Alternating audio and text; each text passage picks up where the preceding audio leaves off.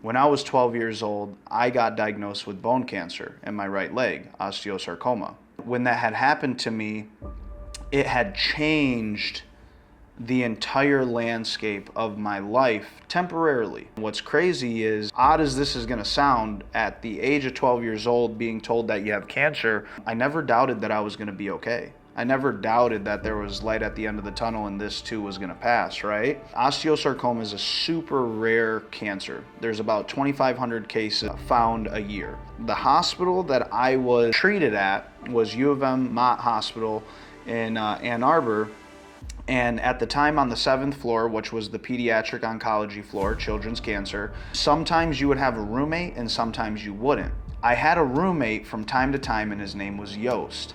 And Yost was an Amish kid that was 12 years old, and Yost had the same exact cancer in the same exact leg. And our treatment schedule was completely the same. We had the same chemotherapies, we had the same operation, we had the same timeline, everything. You know, for me, when they had done the surgery, removed the tumor, and came back with the results, my tumor was 97% dead.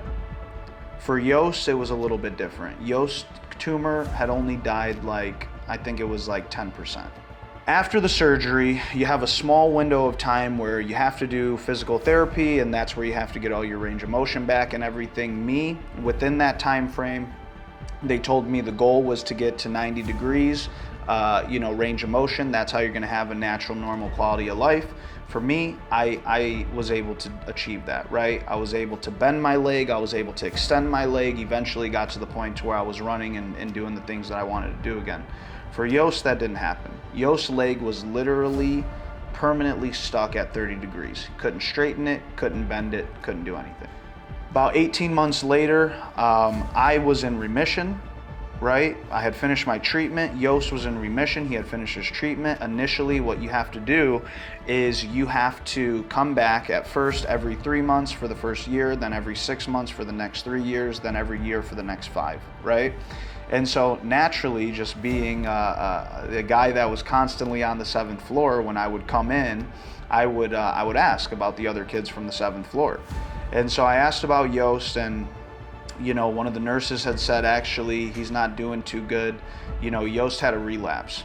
The cancer had came back in his lungs. I went to another visit, and I think it was about 6 months later, I had asked how Yost was doing, and I had unfortunately received the news that Yost had passed away. Here I am, 27 years old, that happened 15 years ago. I'm healthy as can be, I'm happy as can be, I'm blessed as can be. 15 years ago, this other kid who was dealt the same exact cards as me, the same hand, and had a total polar opposite experience, right? And again, at that time, I was only 12 years old. I didn't know what I didn't know, and I didn't even know that I didn't know it. But once I got introduced to the information, it all made sense. I was able to connect the dots backwards, why here I am doing what I'm doing. And I can't speak for Yost. I mean, hey, God bless his soul and everything. Everybody has their time. His situation was so much different. What had happened to him was so much different. And that was when it really hit me that two people can be dealt the same cards in life and come out with completely different results. And that was my emotional impact. It was, yes, going through the experience that I went through, then later in life figuring out exactly why things unfolded the way that they did. And from there, Life by Design has been a no-brainer option for me, And so yeah, that was my emotional impact. It was pretty interesting.